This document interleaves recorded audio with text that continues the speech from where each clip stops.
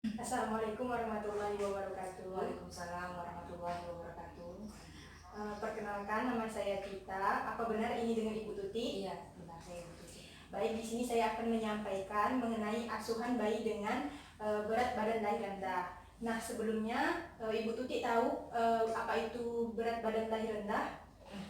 Nah, jadi berat badan lahir rendah atau BBLR adalah suatu kondisi di mana berat bayi itu kurang dari 2.500 gram. Nah, sehingga itu dikategorikan sebagai BBLR atau berat badan lahir rendah.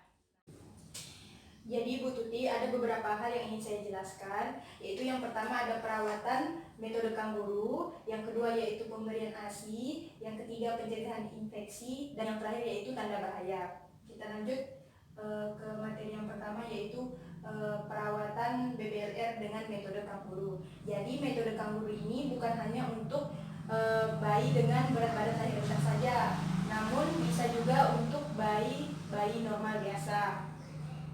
Nah, tujuan dari perawatan metode kangguru ini terutama itu untuk mempertahankan suhu tubuh bayi, seperti itu. Kemudian juga bisa memfasilitasi keterikatan dari ibu ke bayi. Nah, bagaimana cara melakukannya? Itu dengan cara bayi melekat di dada ibu sehingga terjadi kontak kulit antara bayi dan si ibu, sehingga dapat memberikan kehangatan kepada bayi. Seperti itu. Ada beberapa manfaat yang bisa dirasakan bayi melalui metode kangguru. Nah, yang pertama yaitu bayi merasa aman dan nyaman karena kontak langsung dengan kulit sang ibu. Kemudian frekuensi bayi menangis menjadi berkurang, mempermudah pemberian ASI, terbentuknya ikatan batin dengan ibu menjadi lebih baik, serta pertumbuhan dan perkembangan motorik bayi menjadi lebih baik. Seperti itu.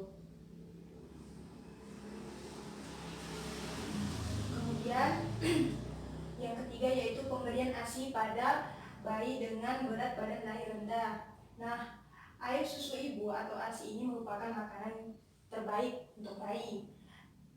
Kemudian pemberian ASI ini harus dilakukan secara eksklusif selama 6 bulan, baik itu pada bayi dengan BBLR maupun pada bayi normal biasa.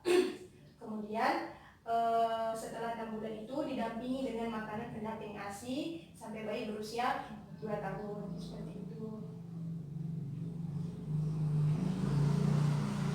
Kemudian materi selanjutnya yaitu pencegahan infeksi. Nah, infeksi ini merupakan penyebab utama Ibu Tuti dari kematian bayi baru lahir. Kemudian bagaimana cara kita mencegahnya?